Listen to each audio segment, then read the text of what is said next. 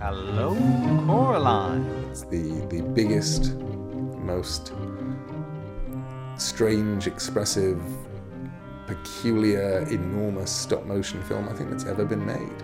Everything is created, everything is handmade, 57 different sets. It's being filmed in 3D. Coraline is the story of a little girl named Coraline Jones who lives in a large house that has been turned into flats.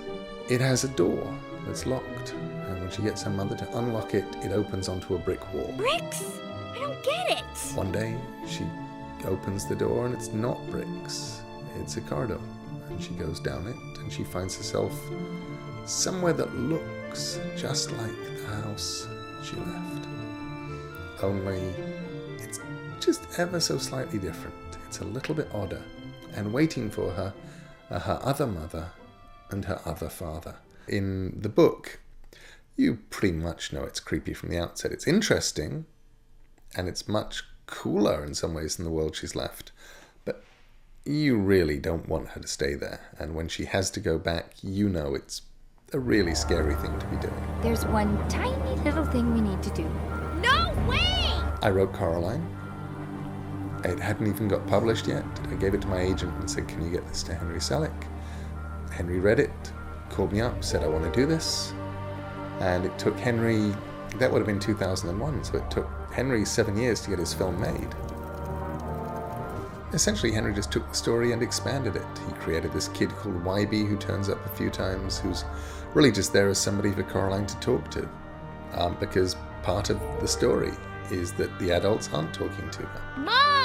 I'm really, really busy. And there's nobody really talking to her, so she's off exploring the world herself.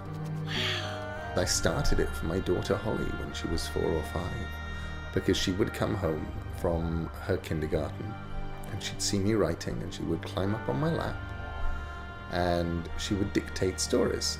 They would normally involve a little girl who would come home to find that her mother was not actually her mother, but now an evil witch.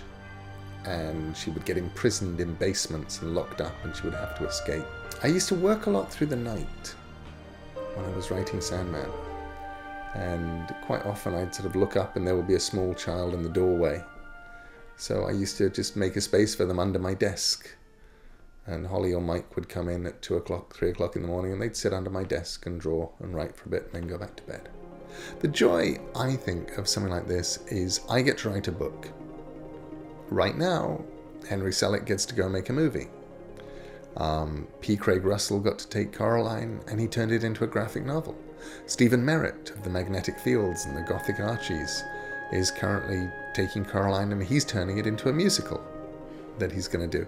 And they're all inspired by the book, but I'm not telling any of them what to do. I just stand there and go, this is really cool. Look, people are making art and it's inspired by something really weird that I did.